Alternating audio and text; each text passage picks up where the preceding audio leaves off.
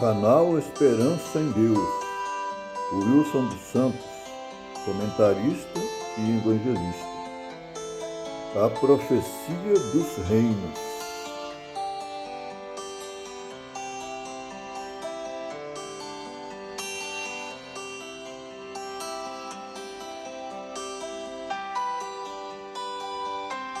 Tudo bem? Seja bem-vindo ao canal Esperança em Deus. Wilson dos Santos, evangelista e comentarista. Se você quer conhecer um pouco mais da palavra de Deus, você veio ao lugar certo. Mas eu peço a você para me ajudar a crescer esse canal, clicando no gostei, inscrevendo-se no canal e ativando o sininho. Tenho vários vídeos no canal.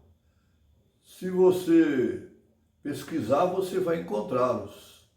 São vídeos espirituais, conteúdos que eu criei, mas tirando da palavra de Deus, da Bíblia Sagrada e de alguns livros históricos, algumas fontes, confiáveis para transmitir para você. Assista o vídeo até o final.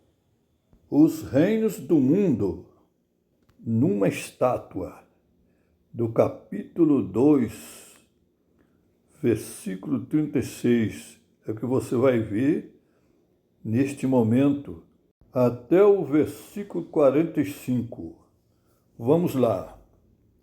Este é o sonho, também a sua interpretação, diremos na presença do rei. Tu, ó rei, és rei de reis, a quem o Deus do céu tem dado o reino, o poder, a força e a glória.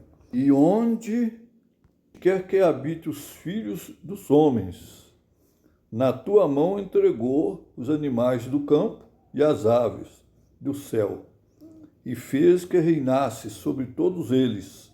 Tu és a cabeça de ouro. E depois de ti se levantará outro reino inferior ao teu, e um terceiro reino de bronze, o qual dominará sobre toda a terra. E o quarto reino será forte como ferro, pois como ferro esmiuça e quebra tudo. Como ferro que quebra todas as coisas, assim ele esmiuçará e quebrará em pedaços. E quanto ao que viste dos pés e dos dedos em parte de ferro e de barro, isso será um reino dividido, contudo haverá nele alguma coisa da firmeza do ferro, porquanto viste o ferro misturado com barro de lodo. Misturar-se-ão com semente humana, mas não se apegarão um ao outro, assim como o ferro não se mistura com o barro. Mas nos dias desses reis, o Deus do céu levantará um reino que não será jamais destruído. Este reino não passará a outro povo. Esmiuçará e consumirá todos estes reinos, mas ele mesmo subsistirá para sempre. De maneira que viste que do monte foi cortada uma pedra, sem auxílio de mão, e ela esmiuçou o ferro, o cobre, o barro, a prata e o ouro. O grande Deus fez saber ao rei o que há de ser depois disto. Certo é o sonho, fiel à sua interpretação. É a interpretação da estátua do sonho do rei Nabucodonosor, o sonho que ele esqueceu. Depois nós vamos analisar esse capítulo 2 com o capítulo 7, para você entender a profecia relacionada aos últimos dias.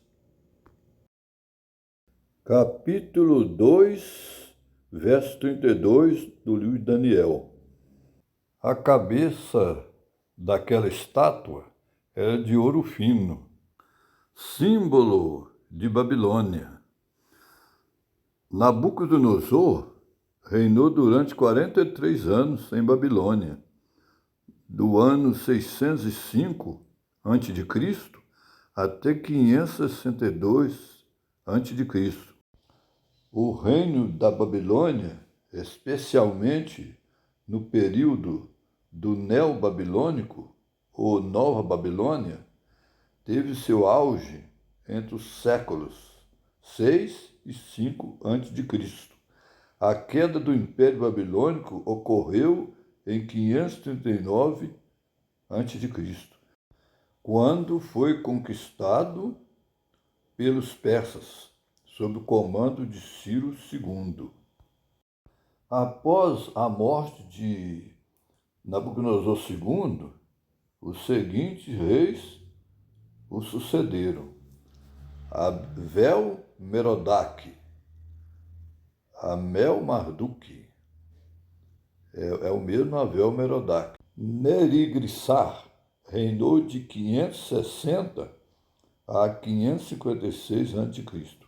Labache-Marduk reinou brevemente em 556 a.C., sendo deposto no mesmo ano. Nabonido reinou de 556 a 539 a.C., sendo o último rei da Babilônia, antes da conquista persa. Mas, segundo a Bíblia, não foi Belsazar que foi derrotado no final? O último rei de Babilônia, Belsazar, filho de Nabonido, foi o que perdeu Babilônia para os medo-persas. Ele estava no governo enquanto o pai estava ausente do reino. Belsazar ou Betsazar foi o último rei da Babilônia e governou durante um período de decadência do império. Sua queda ocorreu em 539 a.C. e está ligada à invasão persa, liderada por Ciro II, Ciro o Grande. Segundo relatos bíblicos, incluindo o livro de Daniel na Bíblia, a derrota de Belsazar aconteceu da seguinte forma: Banquete de Belsazar. Ele organizou um grande banquete e, em um gesto desafiador, usou os utensílios sagrados do Templo de Jerusalém, desafiando a autoridade divina.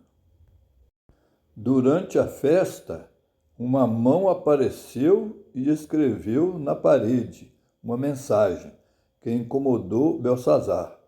Ele convocou os sábios da Babilônia, mas ninguém conseguiu decifrar a mensagem. Belsazar chamou Daniel, um hebreu que havia servido anteriormente, Nabucodonosor, para interpretar a escrita. Daniel informou que a mensagem significava que Deus havia decidido o fim do reino de Belsazar. Ele foi pesado na balança de Deus e achado em falta. A justiça de Deus havia sido contra Belsazar. Na mesma noite, Ciro invadiu a cidade de Babilônia. Uma estratégia usada foi desviar o rio Eufrates, que passava pela cidade, permitindo que suas tropas entrassem pelo leito seco, pegando os babilônios de surpresa. Belsazar foi morto e a cidade caiu sem uma resistência significativa. Essa derrota não só marcou o fim da Babilônia como um poder independente, mas também sinalizou a ascensão do Império Persa, que se tornaria um dos maiores impérios da antiguidade. Este texto foi gerado pela IA e fontes que eu também tirei da Bíblia Sagrada. Império Medo-Persa governou durante muito anos, né? 539 a 331 a.C. Este império foi um dos mais poderosos da antiguidade e foi conhecido pela sua administração eficaz e pela construção de um vasto império que se estendia do Oriente Médio até a Índia. O domínio persa é frequentemente visto como um período em que os judeus foram liberados do exílio babilônico e puderam retornar a Jerusalém após 70 anos de cativeiro em Babilônia para reconstruir o templo. Como os gregos conquistaram o Império Persa? A conquista grega do Império Medo-Persa foi um processo complexo, que culminou em uma série de guerras, conhecidas como as Guerras Greco-Persas. Alexandre o Grande conquistou o Império Persa através de uma série de campanhas militares brilhantes e estratégicas que duraram de 334 a.C. a 330 a.C. Aqui estão alguns passos-chave e como ele realizou isso. Batalha de Grânico, 304 a.C. Alexandre liderou suas forças através do rio Grânico, onde derrotou um exército persa maior. Essa vitória abriu caminho para a conquista da Anatólia. Batalha de Isso, em 333 a.C. Alexandre enfrentou o rei persa Dario III e suas forças em Isso, com um avanço audacioso e uma estratégia superior. Ele derrotou Dario, que fugiu do campo de batalha, deixando sua família e tesouro nas mãos de Alexandre. Conquista do Egito, em 332 a.C., Alexandre marchou para o sul em direção ao Egito, onde foi recebido como um libertador do domínio persa e coroado faraó. Durante sua estadia no Egito, ele fundou a cidade de Alexandria. A Batalha de Gaugamela, 331 a.C. Essa foi uma das batalhas mais decisivas de Alexandre contra Dario III. Usando táticas inovadoras, Alexandre conseguiu derrotar um exército persa numericamente superior, efetivamente quebrando o poder persa. No saque de Persépolis, 330 a.C., depois da Gaugamela, Alexandre marchou em direção à capital persa, Persépolis. A cidade foi saqueada, em grande parte como um ato de vingança pelas destruições que a Pérsia havia causado na Grécia. Após essas vitórias, Alexandre continuou a perseguir Dario, que acabou por ser assassinado por seus próprios aliados. Com a morte de Dario, Alexandre se declarou o legítimo rei da Ásia, consolidando assim seu controle sobre o vasto Império Persa. No capítulo 8 do livro de Daniel, descreve uma visão que envolve dois animais, um carneiro e um bode. Essa visão é rica em simbolismo e tem uma interpretação histórica significativa. Na visão de Daniel, o carneiro representa o Império Medo-Persa, que é descrito como tendo dois chifres, um dos quais é maior que o outro, simbolizando a preeminência da Pérsia sobre a Média. O bode, que aparece depois do carneiro, tem um chifre bastante proeminente entre seus olhos, simbolizando Alexandre o Grande e seu reino grego. O bode ataca o carneiro com fúria e o derrota, representando a conquista do Império Medo-Persa pelo Império Grego. Os adventistas do sétimo dia interpretam esta passagem como parte da profecia que aponta para a sucessão de impérios na história, especificamente focando na transição dos reinos da antiga Babilônia para os medos e persas, e em seguida para os gregos. Eles veem essa sequência de impérios como cumprimento da profecia bíblica e acreditam que essa narrativa serve para demonstrar a soberania de Deus na história. Este império foi um dos mais poderosos da antiguidade medo-persa e foi conhecido pela sua administração eficaz e pela construção de um vasto império que se estendia do Oriente Médio até a Índia. O domínio persa é frequentemente visto como um período em que os judeus foram liberados do exílio babilônico e puderam retornar a Jerusalém para reconstruir o templo. No Império Grego, com a ascensão de Alexandre o Grande, o mundo grego se tornou um dos mais influentes na história. O Império de Alexandre se expandiu rapidamente, levou à disseminação da cultura grega, conhecida como helenismo. Após a sua morte, o império foi dividido entre seus generais, entre os 4 generais, levando à formação de vários reinos helenísticos. A visão de Daniel capítulo 8 e a interpretação adventista destacam a importância de compreender a sequência e o impacto dos grandes reinos na história, bem como o papel de Deus em direcionar os eventos. Esse relato é frequentemente utilizado para enfatizar a confiança na soberania e nas profecias bíblicas que apontam para eventos futuros. Podemos observar que em Daniel capítulo 8, os animais são diferentes. Carneiro e bode. Diferente. O carneiro representa o Império Medo-Persa, enquanto o bode simboliza o Império Grego. A cabeça do bode é grande, que identifica como Alexandre o Grande conquistador, Alexandre Magno.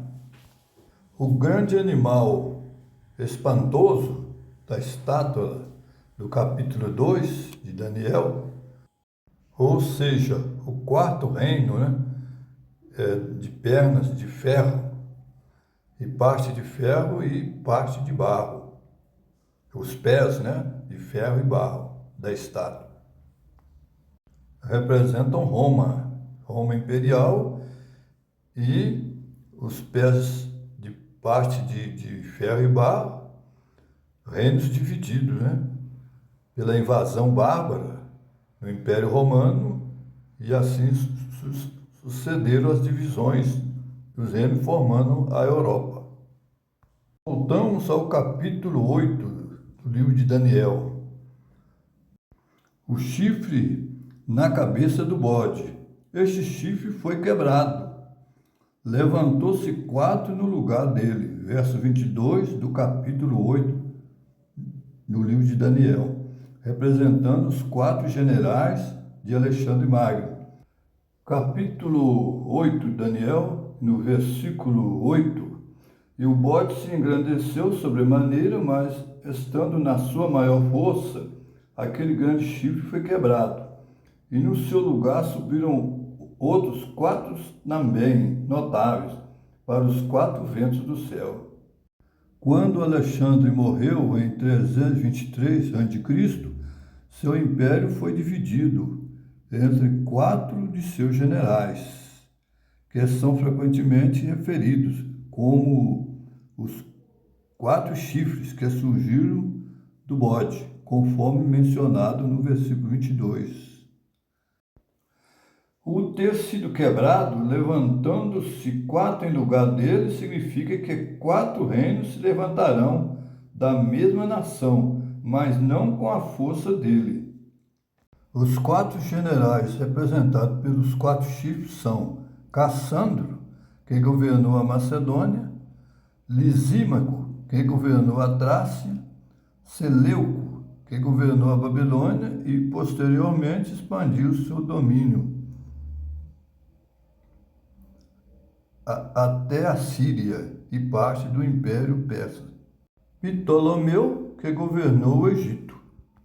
Mas, no fim do seu reinado, quando acabarem os prevaricadores, se levantará um rei, feroz de semblante, e será entendido em adivinhações, e se fortalecerá o seu poder, mas não pela sua própria força.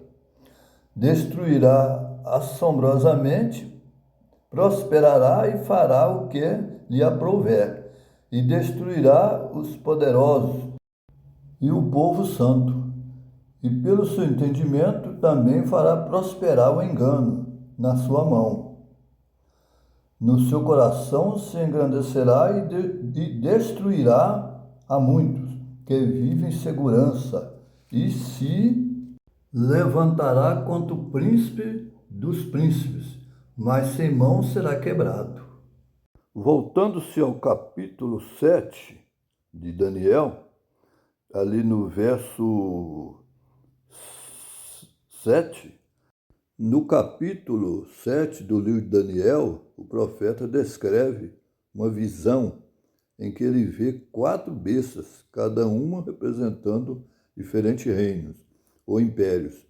Os versículos 7 e 8 abordam especificamente a 4ª besta e um chifre pequeno que surge dela. Daniel capítulo 7, 7 a 8. Depois disso olhei e eis que havia uma 4ª besta, terrível, espantosa e sobremaneira forte. Ela tinha grandes dentes de ferro, devorava e reduzia a pedaços, e pisava o que restava com os pés.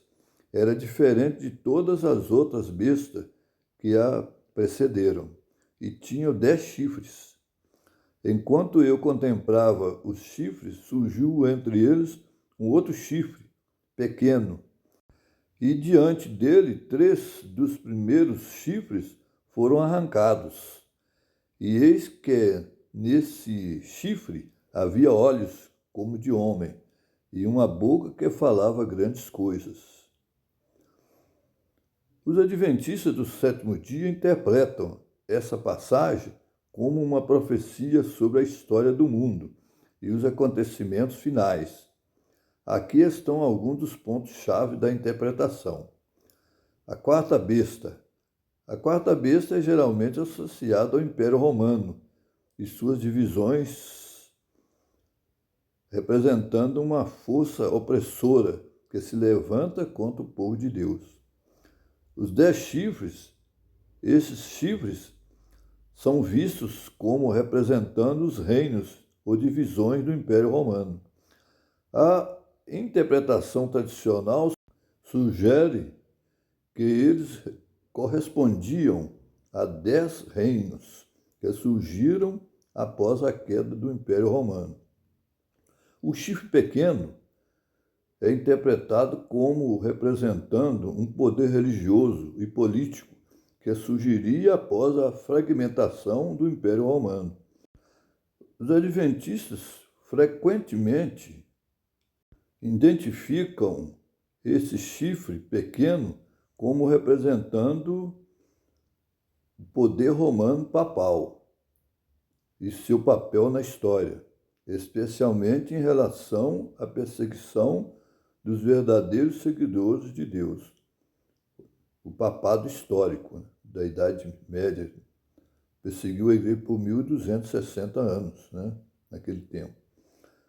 Olhos e boca. O fato de o chifre pequeno ter olhos como de homem e uma boca que fala grandes coisas é visto como uma representação da sabedoria arrogante e das pretensões do poder que este chifre exerce, desafiando a autoridade de Deus. Os adventistas enfatizam a importância dessa visão para compreender os eventos históricos e as profecias das Escrituras, especialmente na preparação para a segunda vinda de Cristo. A visão de Daniel é frequentemente utilizada para alertar os crentes sobre as realidades do conflito espiritual e a necessidade de permanecer fiel a Deus em meio à opressão. Nos versículos 23 a 25 do capítulo 8 de Daniel, encontramos uma continuação da visão que descreve um poder que se levantará, o qual é muitas vezes interpretado pela tradição adventista como uma referência ao mesmo chifre pequeno, mencionado em Daniel capítulo 7. Aqui está uma breve análise e interpretação desses versos, dentro da perspectiva adventista do sétimo dia. Daniel 8, 23 a 25. No fim do reinado deles, quando os transgressores atingirem o seu cúmulo, surgirá um rei feroz, de semblante, que se fortalecerá com poder extraordinário, mas não pela sua própria força. Destruirá terrivelmente e prosperará, e fará o que lhe aprouver. Destruirá os poderosos e também o povo santo. As suas ações, que eram as que ele ia realizar, serão muito criativas no ponto da divisão, e se levantará contra o príncipe dos príncipes, mas será quebrado não por mão humana. Rei feroz. Este rei feroz de semblante é frequentemente interpretado como uma representação de um poder opressor que atuará no fim dos tempos.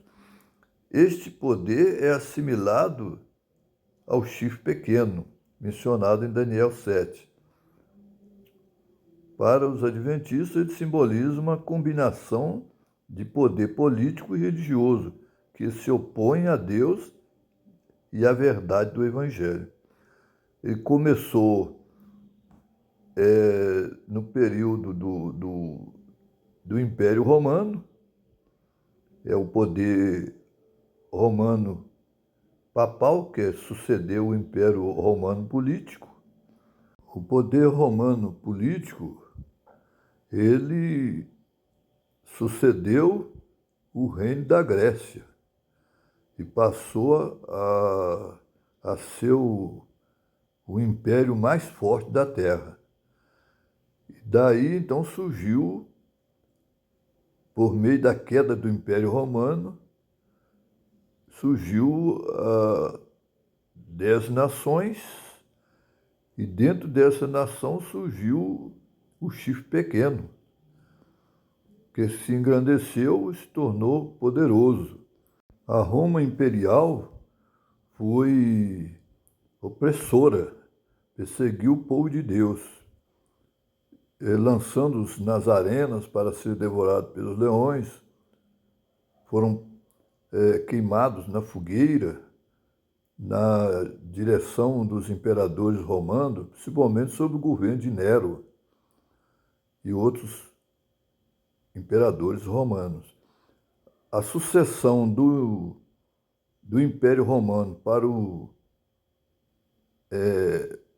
Roma Papal foi, na história, um grande passo para o início do anticristo, né?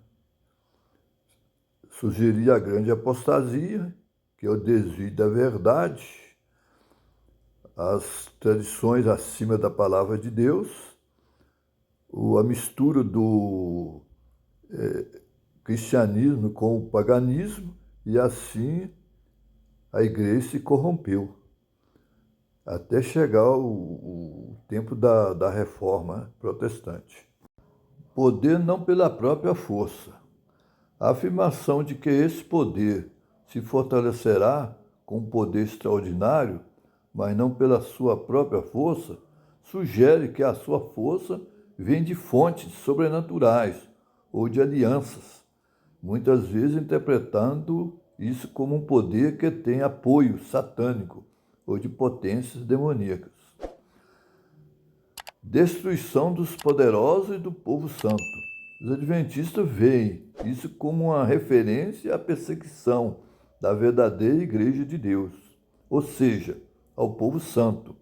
A ideia de que esse poder destruirá os poderosos e o povo santo reflete uma história de perseguição e opressão que muitos fiéis enfrentaram ao longo dos séculos. Levantamento contra o príncipe dos príncipes. A expressão se levantará contra o príncipe dos príncipes é vista como uma clara referência a Cristo. Os adventistas acreditam que isso se refere à oposição final a Deus e ao ataque contra a divindade divina, especialmente através de doutrinas errôneas e práticas que se afastam da palavra de Deus. Ser quebrado sem mão. A conclusão de que este poder será quebrado, não por mão humana, aponta para a intervenção direta de Deus na história. Para os adventistas, isso simboliza a certeza de que, apesar da opressão e do desespero, Deus prevalecerá. Ele intervirá para libertar seu povo e trazer justiça, culminando na segunda vinda de Cristo. Os versículos 23 a 25 de Daniel 8, assim como o chifre pequeno de Daniel 7, são interpretados pelos adventistas do sétimo dia como um alerta profético sobre o surgimento de sistemas opressores,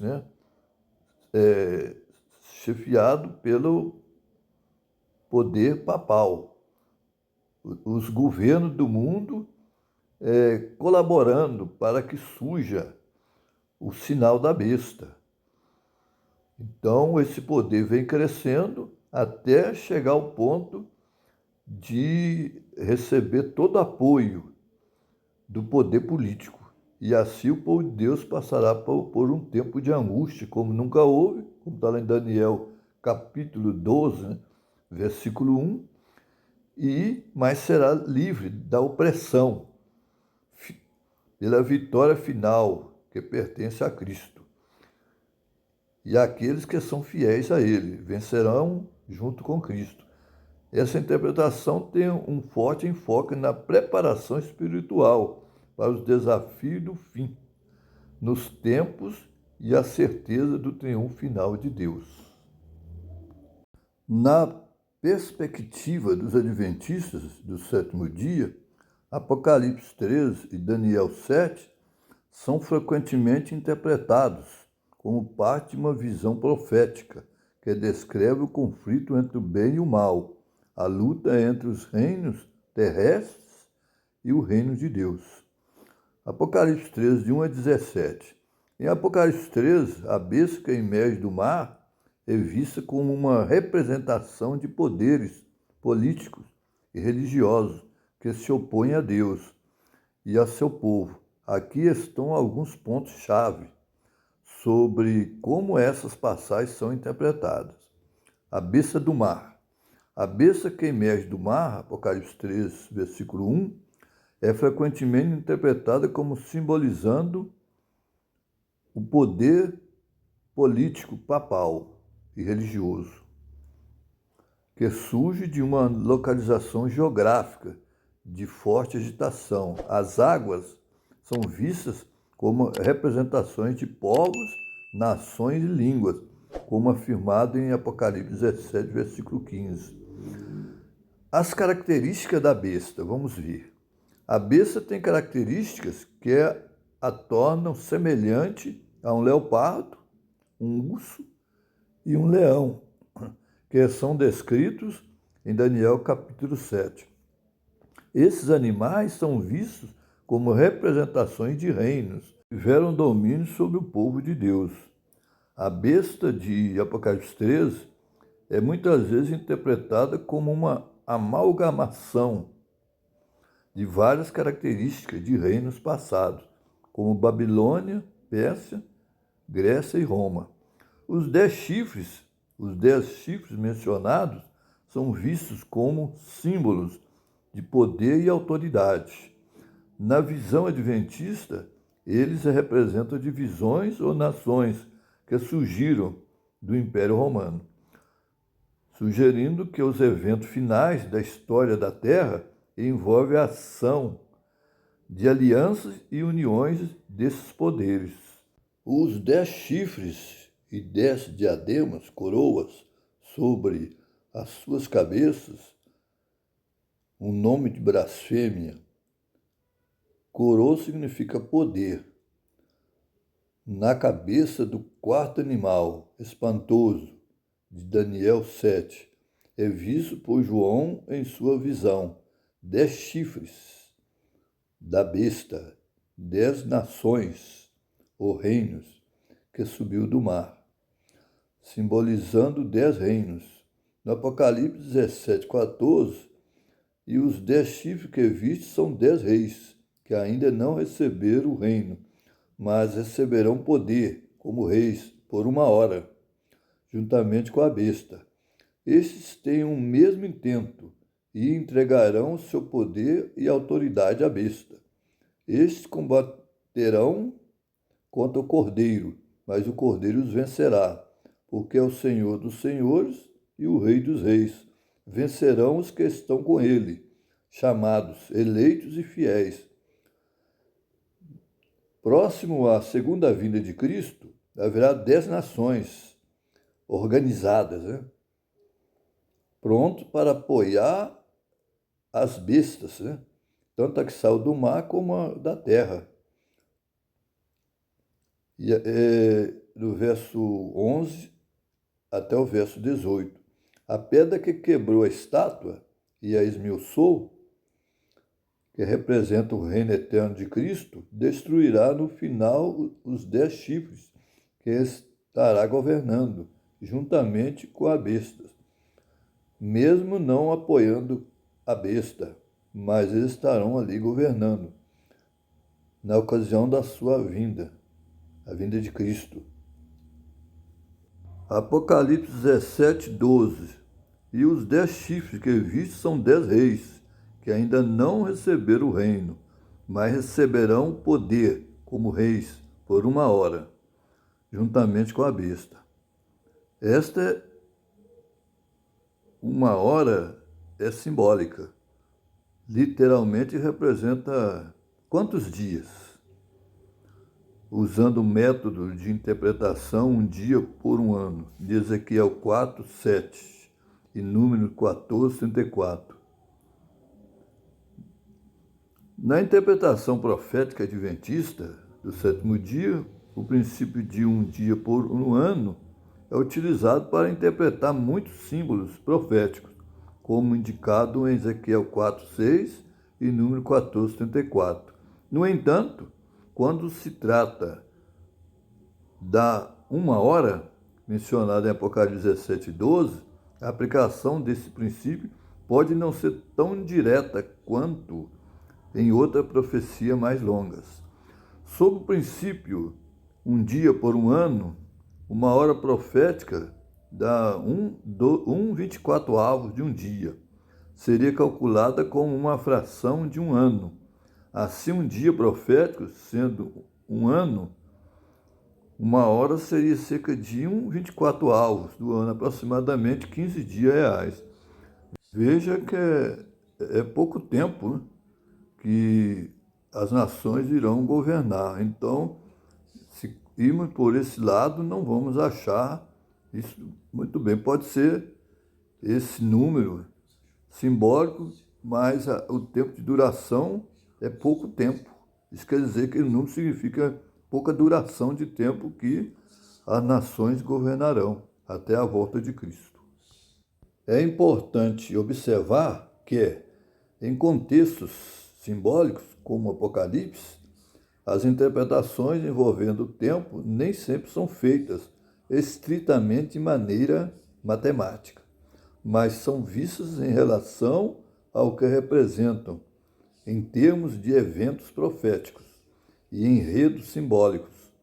Ao mesmo tempo, a compreensão da 1 hora poderia implicar um período relativamente curto de tempo, em que esses reis têm poder junto com a besta para governar. Como sempre, diferentes intérpretes podem ter variações em sua compreensão desses detalhes proféticos. É claro que existem outras interpretações que vai interpretar sendo meia hora mesmo, porque para mim é muito pouco tempo. Apesar que essa meia hora pode significar também um prazo curto de tempo, que eu creio que seja esse, a proposta, né? Porque dentro desse contexto apocalíptico, né, do tempo da besta, do governo da besta, ele vai governar por pouco tempo mesmo. Você está gostando deste assunto? Se você está gostando desse assunto, não se esqueça de dar o seu like, inscrever no canal e ativar o sininho. E assim, esse trabalho vai avançando cada vez mais para a honra e glória do Senhor nosso Deus. Se você está gostando dos meus vídeos, procure assistir os demais que se encontram no canal. Esses vídeos são muito instrutivos e vai prepará-lo para um dia você encontrar o Senhor Jesus e morar com Ele por toda a eternidade nas mansões eternas. Se é isso que você quer morar com Cristo, quer se preparar para o reino de Deus, o tempo é hoje. Nós não podemos deixar para amanhã, porque amanhã nós não sabemos o que vai acontecer. As vaidades desse mundo não podem superar aquilo que Deus tem preparado para cada um de nós. Então, meu amigo, irmão, irmã, eu convido vocês para uma reflexão. Coloque as suas vidas no altar do Senhor. Procure obedecer os seus mandamentos.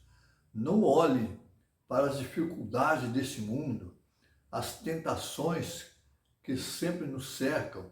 O Senhor nos dá força para vencer todas as tentações que o inimigo colocar na nossa frente.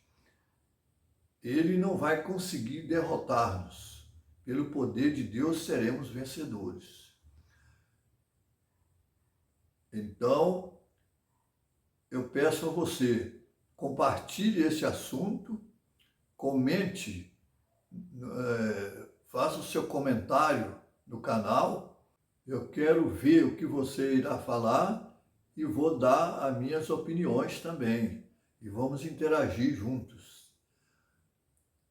Eu agradeço a você por ter chegado até o final do vídeo e até breve estarei novamente aqui com um novo vídeo para o seu benefício espiritual e o meu.